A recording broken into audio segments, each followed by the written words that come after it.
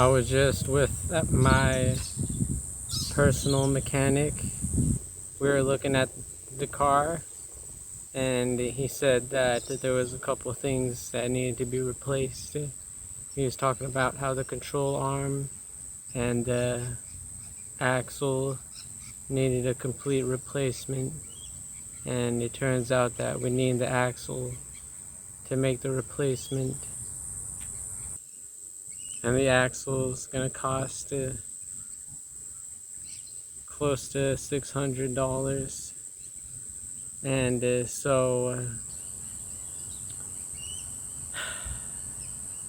so I decided to go to the man who almost destroyed my life, Evan. I went to Evan's house and I was like, where's my money? And Evan was like, what? I don't owe you any money. And I was like, don't play dumb, you know exactly what you did, Evan. And Evan was like, I really don't know what you're talking about. The car that you stole from me. He was like, oh, I don't know what you're talking about. And I was like, you know well what I'm talking about. You snuck into my house at the dead of night, and you took my keys, and you took it out to evade some police officers that were trying to get you in for murder and rape and grand theft auto and grand larceny, and you're trying to use a stolen car to get away from the police officers. And he was like, I don't know what you're talking about. And I was like, you know what I'm talking about. And so I ended up I grabbed my handcuffs and I handcuffed him to the handrail, and I wasn't gonna let him go until he showed me where the money was. And he ended up telling me where the stash was. It was under one of the floorboards. It was his drug money. That's where he kept the drug money, so the cops didn't find it. And so I lifted the floorboard, and I saw there was a huge amount of cash. There was like $100,000, and I was really tempted to grab the $100,000 and get out of there, but I had mercy on him, and so I just took what I needed to fix the car, plus something for the emotional damages that he left on me, because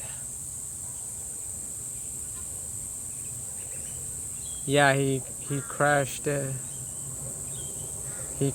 car into a Mercedes-Benz, and the owner of the Mercedes was really mad at me because he thought that I was the one that was driving the car, but it was actually him who crashed it and then just ran away because he didn't want to take responsibility. And I promised that owner of the Mercedes that I was going to get him his money. And so I realized that I actually did need $100,000 to buy that man a new Mercedes and also repair my own car. And so I ended up securing myself the $100,000, and I bought that guy a new Mercedes, and he was like, oh wow, thank you so much.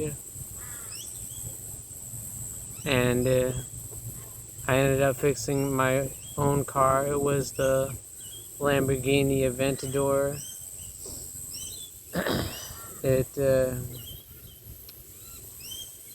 It had a damaged wheel, but I ended up fixing my Lamborghini, and now I'm speeding it down the highways of Calabasas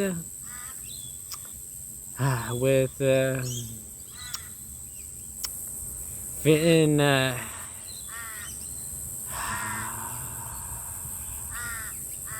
fitting five dimes in my Lamborghini, which almost isn't possible, but we make it possible. And so yeah, I ended up getting what was owed to me from I ended up getting back what was owed to me from that guy who stole my car and crashed it into a Mercedes-Benz.